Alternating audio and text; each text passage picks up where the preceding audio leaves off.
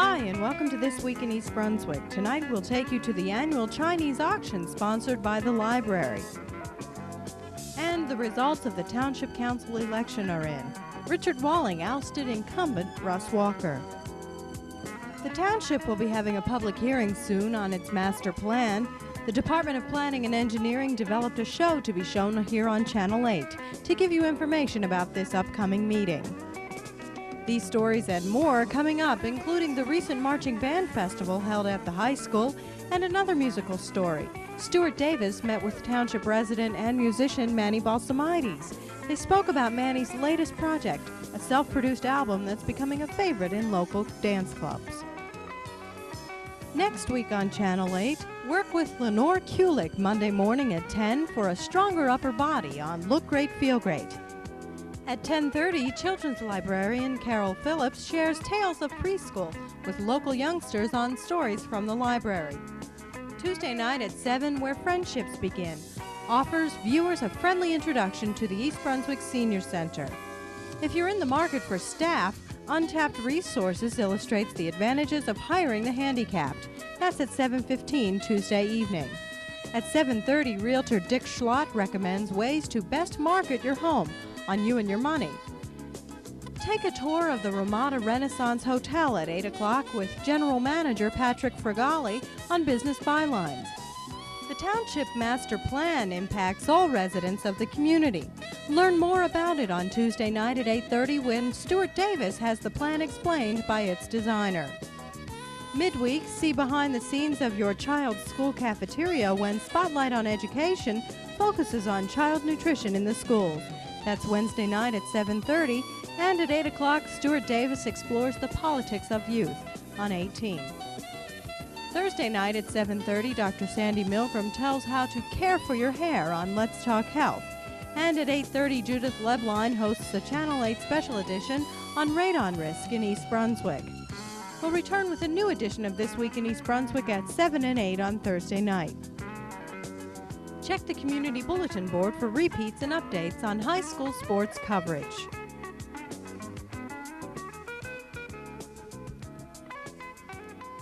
East Brunswick has a new face and an old name on the political front.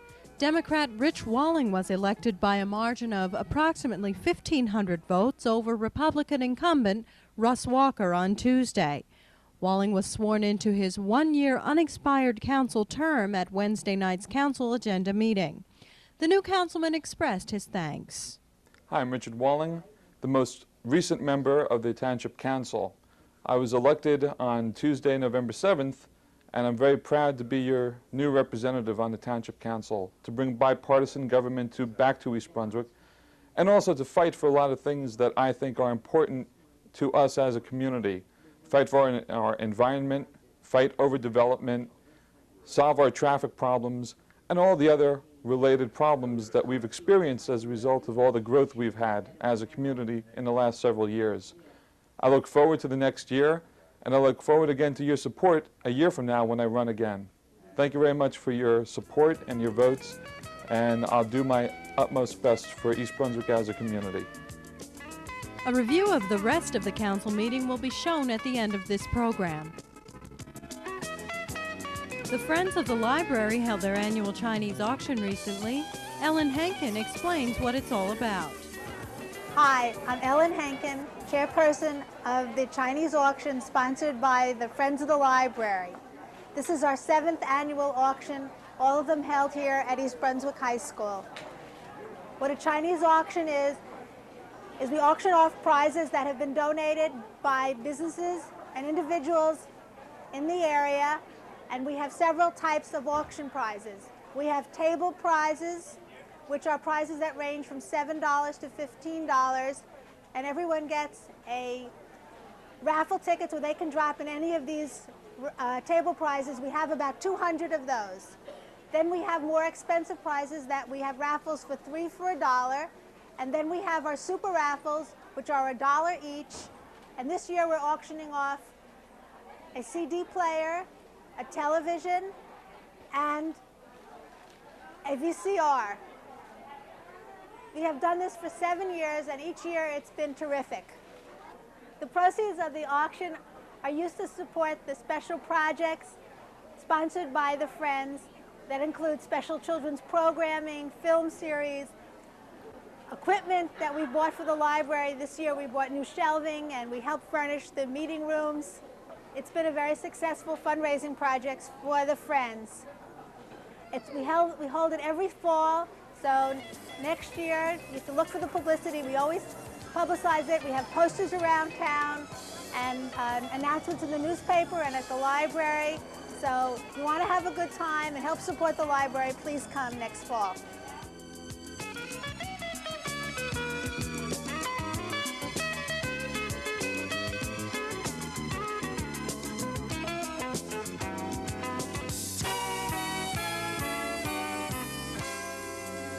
The East Brunswick Marching Band hosted a band festival last week. Bands from the Central Jersey area performed for trophies in several different categories. The East Brunswick Band was the final performance.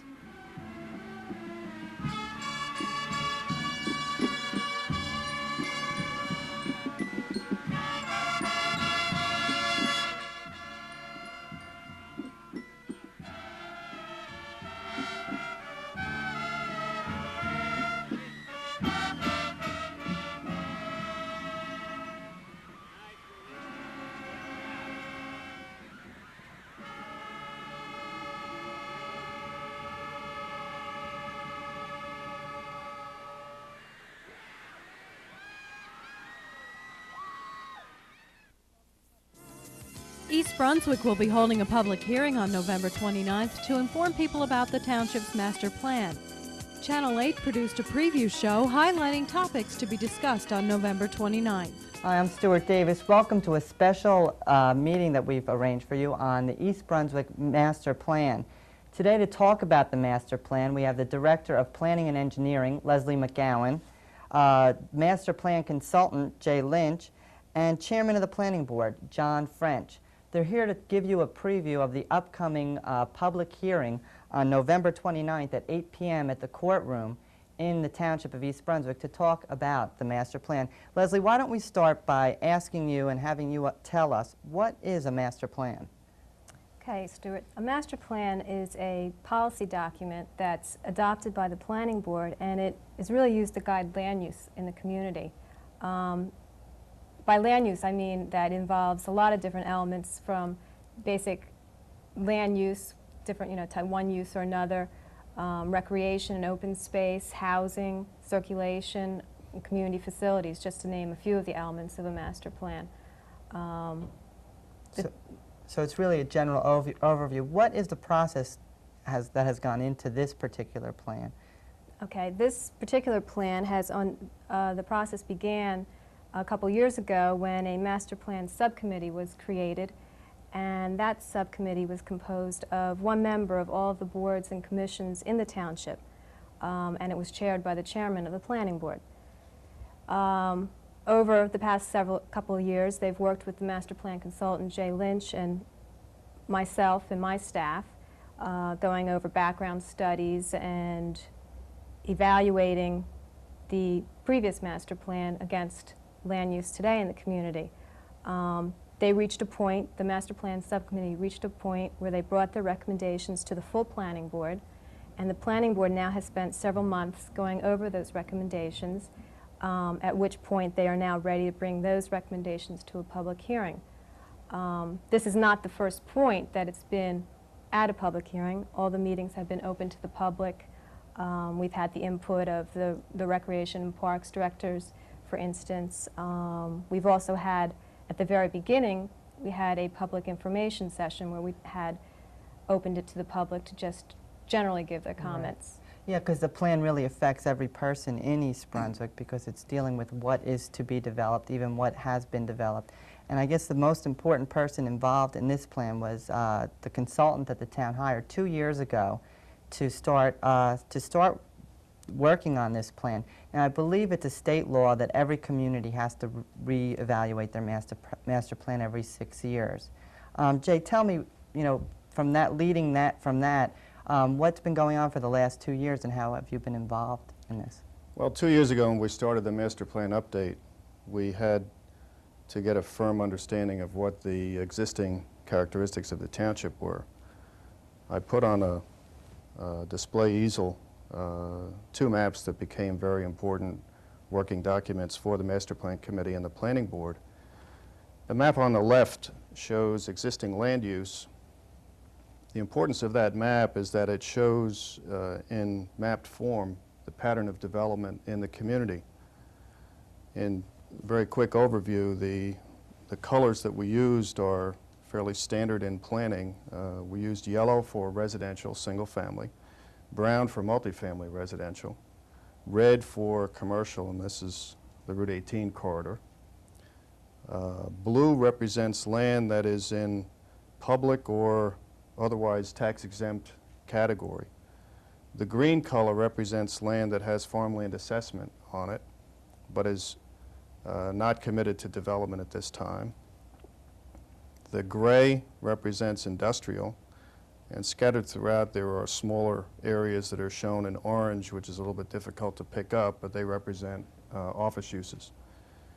As you can see from looking at the distribution of colors on the map, the township is pretty well developed, and part of the challenge that we have in updating a master plan in a fully developed community is to fully understand what the development pattern is, because zoning, which is one of the major products of a master plan, zoning has to reflect not only what you intend to do with vacant land, but the characteristics of existing development throughout the township. The master plan public hearing will be held Wednesday, November 29th at the Municipal Courtroom. If you have any comments or questions, write to the Department of Planning and Engineering at P.O. Box 218, East Brunswick, New Jersey, 08816. John Runyon and his guest, Patrick Fregali of the Ramada Renaissance, toured the new East Brunswick landmark on Business Bylines.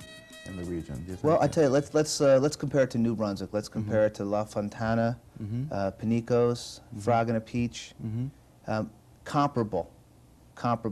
I want to say superior in service.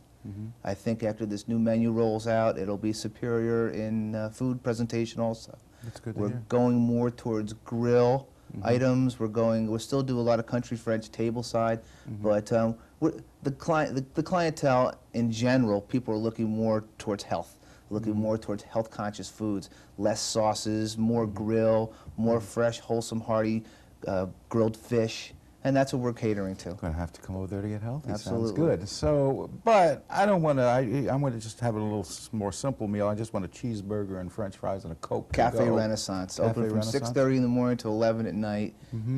That's our main dining room where we do all the meals in that particular room, and you can get anything that you want. I mean, you can pretty much get an elegant meal in the evening. Quick hamburger for lunch. We have an executive buffet for $7.50. You can have a choice of corned beef, turkey, roast beef. Make your own sandwich with soup, and you can be in and out of there in 15, 20 minutes. What time of day is that? That's from 12 o'clock to 2 o'clock. From 12 to 2? That's Tuesday through Friday. I'm getting hungry already. Well, we'll have to go after this. Are there any other restaurants? They're the only two restaurants we have. We have 3 bars. Aha, I was going to ask you, for those of us who like to... In the Cafe Renaissance, we have what we call our Cafe Wine Bar, where we have Cruvinets, and we're able, through a Cruvinet system, to offer fine wines by the glass. What's Cruvinet? Cruvinet is a refrigerated or a container that holds bottles of wine that enables you to dispense wine from the bottles without ruining the wine, but still be able to dispense it by the glass and sell it by the glass. Never heard of that. So we've got some very fine wines as well as some fine champagnes by the glass.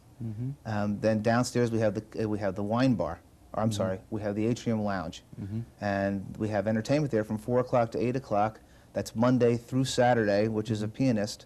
We have a baby grand piano. I've heard it's really nice. It's very, very nice. We have light fare there during happy hour, which would be 4 o'clock to say 6 o'clock. Yeah, just a some munchies, crudité. Right, and then up in Illusions, which is our high-energy disco. High-energy disco, High-energy that's for me. Tell me about that. That's an exciting room. It's open every night except Sunday evenings.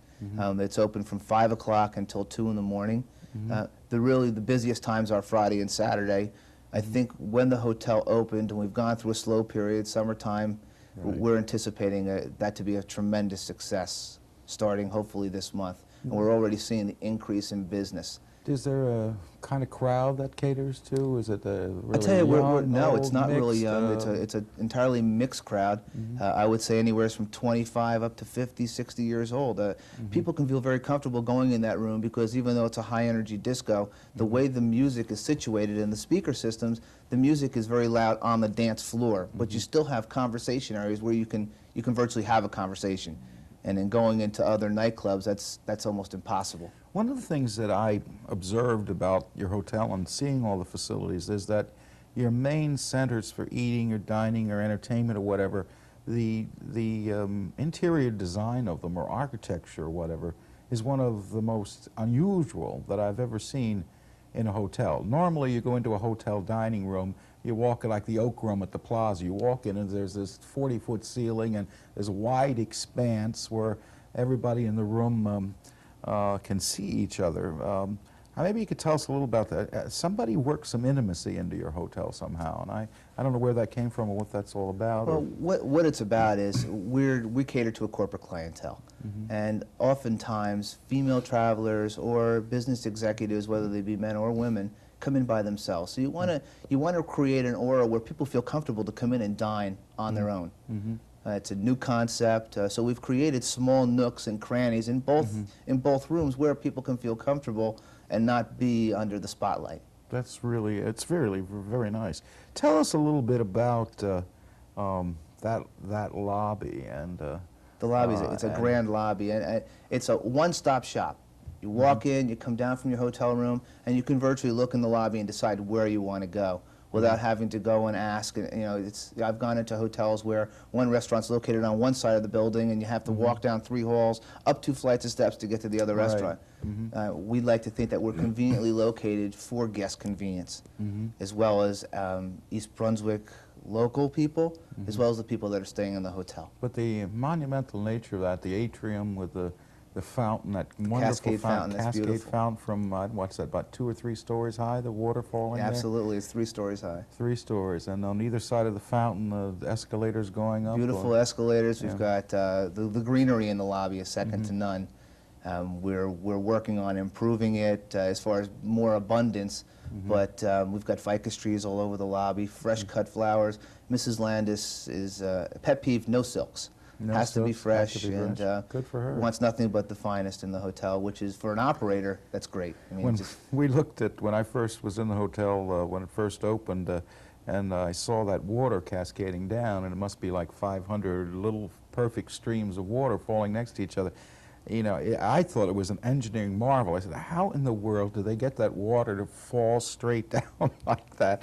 Then somebody told me, well, wait a minute, we'll turn it off. Did you see it when we turned it off? It's still there, even when it's off. Right, there's plastic tubes Yeah. that the water actually runs inside and outside the plastic tube It's from phenomenal. the top to the bottom. It's really spectacular and It is. gorgeous. As we told you on last week's show, radon has become a serious threat to East Brunswick. Judith Loveline, the Director of Recreation Parks and Community Services, hosted a program about radon risk. This show can be seen on Channel 8 throughout November. Rich, what is radon? Radon is a colorless, odorless, tasteless gas everywhere in our environment. It's in this room, it's in the outdoor air.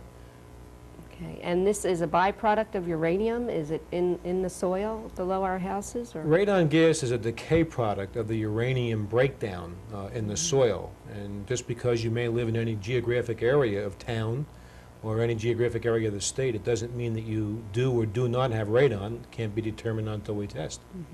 Now, I understand that radon is the second leading cause of lung cancer deaths in New Jersey. Is that true? That is correct.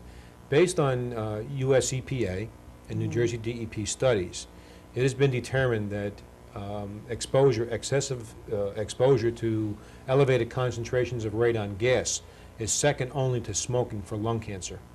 I see. And I heard some statistics, something like 320 deaths estimated a year in New Jersey. That's correct. I believe the numbers that we're looking at nationally currently run in the vicinity of about 20,000 deaths per year attributable to exposure to radon gas. I guess as we do more testing and get more results, we'll be able to more clearly define the dangers. And that's the important thing. We've got to get people to be able to test their homes so that we can quantify and qualify these geographic areas of concern, ranking them and placing them in areas that need to be scrutinized more closely. Okay, now you mentioned geographic areas. The terms tier 1, tier 2, tier 3 are used. And how does that relate to East Brunswick, and what tier are we? There are currently 3 tiers established by the EPA and the DEP for classifying the potential risk to radon gas. Tier 1 are those communities that exhibit the highest potential for exposure to radon gas. Tier 2 are those towns that exhibit the potential but not quite as greatly. And Tier 3 are those communities that people are being urged to test, that the studies that have been done aren't showing any critical problems, but people, if there is a concern in their minds, should indeed test. This geographic area that we are in the county currently, we currently have 7 Tier 1 towns, with the balance of the communities, of the 25 communities, being Tier 2 towns. Okay, now these towns were reevaluated recently, and some of them changed, but I believe East Brunswick's remained a 2. Originally, when the DEP's tier list first came out, about 2.5, 3 years ago, East Brunswick Township was classified as a Tier 1 town. Based on additional testing data that has been done over the previous 2 years, we've been finding that the results have shown that we should be reclassified in a Tier 2 criteria. East Brunswick resident Manny Balsamides invests his time and money into his music. For the last year, 26-year-old Manny has been working on an album that was released this summer. I Shook Hands has 2 progressive dance cuts which are quickly becoming hits at local clubs. Channel 8's Stuart Davis spoke with Manny at his home and studio about what went into producing this album. I've been playing probably since I was about 7 years old, and I just recently got into the electronic dance music field, and I wanted to see what I can do against the competition and try to release my own 12-inch dance record. Don't most artists usually try to get a big record label to back them up? Why did you go this route? And what route did you go? I started from the bottom really instead, and I just actually went out and produced my own record. So I cut a lot of red tape down, and now I'm shopping the record around to the company. It's a little more prestigious. It's kind of a standard if you walk in with a record versus walking with a cassette saying, "This is what I can do. I'm already done." You know, I say, "This is my product. It's done. Do you want it?" That type of thing. Right. What kind of exposure have you been getting on the record now? I've been at some clubs in New Brunswick and I've heard it, so tell me a little bit about that and what's been happening. Well, they're playing it just about everywhere in New Brunswick. They are starting playing it up and down the East Coast. I've gotten some calls that they're playing it out on the West Coast, and I know that one of the radio stations, WHCG, is playing it often. I've heard a bunch of people say I heard your song on the radio again today, that type of thing. So it's just starting to pick up, get a lot of airplay and club play, things like that. Well, I'm going to use the I Shook Hands name as the group, although there's only really one member. And the album cover I came up with another East Brunswick friend of mine, Jeff Barkan, and it just came out. It was like a growing process. We got together a bunch of times, and that's what we came up with after a few meetings. How have you found? Have you found it discouraging, this whole project, or what are your feelings? What went into it? How long did it take? I haven't gotten discouraged yet, only because I haven't hit a roadblock. I'm sure it'll happen eventually, but I've been lucky because there's really been no problem. It's been accepted. Of course, I could have put all the time invested in it, and it could have not been greeted so warmly, and I would have been, depressed about it, but it's been going good, so I really can't complain. So it took you about a year to put it together, and then you incorporated, and now you're hitting the record companies, you're hitting the dance clubs. What has been your response from music? Have you had any response from music critics or fans at the clubs? Well, the people in the clubs like it. I mean, I've been there when people have gone up and asked the DJ, "Who is that?" without even knowing me. So that's good right there. And I've gotten a write-up on East Coast Rocker, which was positive. And there's going to be some reviews in some other trade publications for dance type of music that should be out within a month, and they're all positive. Where do you hope it to take you? Hope to Europe, obviously. That would be it, because I just met a group last week that was doing the same thing that I'm doing, but they're doing it in Europe, and they're over here on their first American tour, I guess you can say. which would be just traveling from clubs around the States promoting their album. I'd like to do that in Europe. I mean, that would be what I'd want to do. Manny's primary goal is for as many people as possible to hear his music. It's played regularly at the Melody and Roxy in New Brunswick. And who knows, if persistence pays off, East Brunswick's Manny Balsamides may someday be at the top of the charts.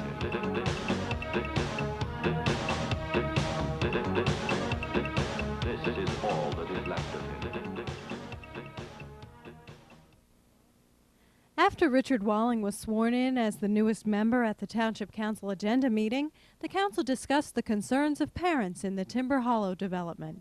We were presented with a problem where the Board of Education could not or would not have a school bus enter Timber Hollow, and the residents came by and had raised quite a fuss about the kids being collected on Cranberry Road, and they were concerned that there would possibility of an accident due to the heavy traffic and the kids running around. Mr. Tom Maum, member of the Board of Ed, and I last week canvassed the area, and we found that there's approximately 100 foot of roadway that is at this point not connected between Wexford and Evergreen. Wexford being in Fox Meadow. Pardon? Fox Meadow. And once that connection is made, the bus could have a through road so that it could enter Timber Hollow and exit from Fox Meadow, make pickups all the way along the way. Mom was satisfied that this was a proper solution to the problem, and we have to, as soon as possible. I spoke to Mr. Coglan about it, but I would like the process to be expedited as much as possible. See if we can get that roadway connected up. Hopefully not at the expense of the township, so that the Board of Ed could get a vehicle in and out, make pickups, and not endanger any kids' lives. Councilman Ira Oskowski expressed concern that the school board wasn't cooperating as expected and that they should reassess their findings. Oskowski said that buses can and have turned around in the courts of Timber Hollow, but he agreed that Councilman Sporn's suggestion is the best solution.